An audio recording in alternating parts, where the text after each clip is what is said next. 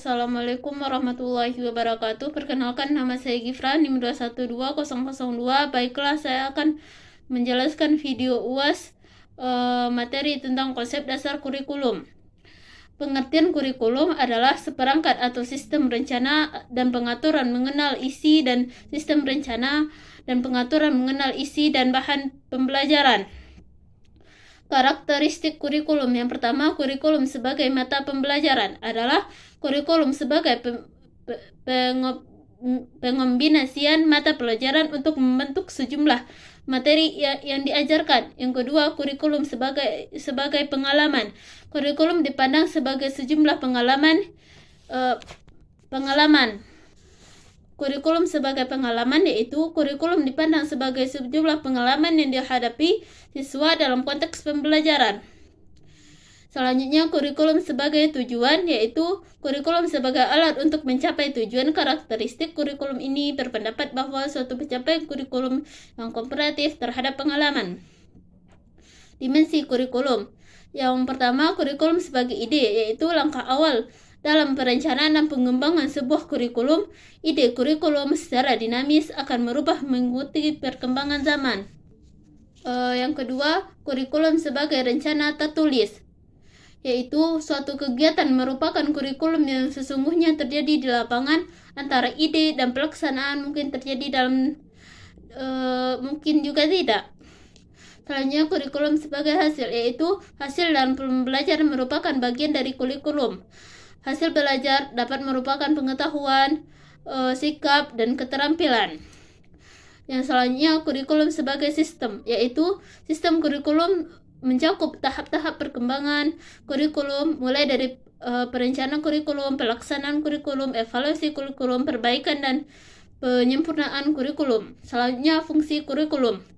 Yang pertama, fungsi bagi sekolah yang bersangkutan, yaitu sebagai alat untuk mencapai tujuan pendidikan. Yang kedua, dijadikan pedoman untuk mengatur kegiatan-kegiatan pendidikan. Selanjutnya, fungsi bagi sekolah tingkat di atasnya, yaitu kurikulum dapat berfungsi sebagai pengontrol atau pemelihara keseimbangan proses pendidikan, ya, dengan mengetahui kurikulum sekolah pada tingkat tertentu. Selanjutnya, fungsi bagi masyarakat. Pada umumnya, sekolah mempersiapkan siswa untuk terjun di dunia masyarakat, atau tugasnya untuk bekerja dengan keterampilan potensi yang dimilikinya. Selanjutnya, yang D, kurikulum. Kedudukan kurikulum dalam pendidikan. Tugas utama guru adalah membantu mengajar serta melatih peserta didik secara profesional, sehingga dapat mengantarkan peserta didiknya kepada pencapaian tujuan pendidikan. Materi yang kedua, yaitu prinsip-prinsip perkembangan kurikulum.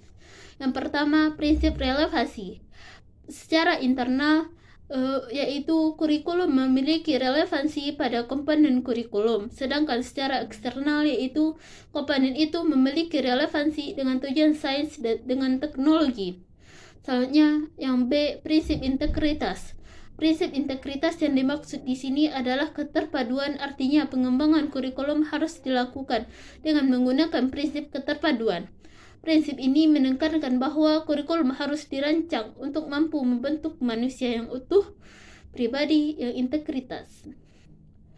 Yang ketiga, prinsip fleksibilitas, yaitu perkembangan kurikulum berupaya agar hasilnya fleksibel dan infleksibel dalam implementasinya, memungkinkan penyesuaian situasi dan kondisi.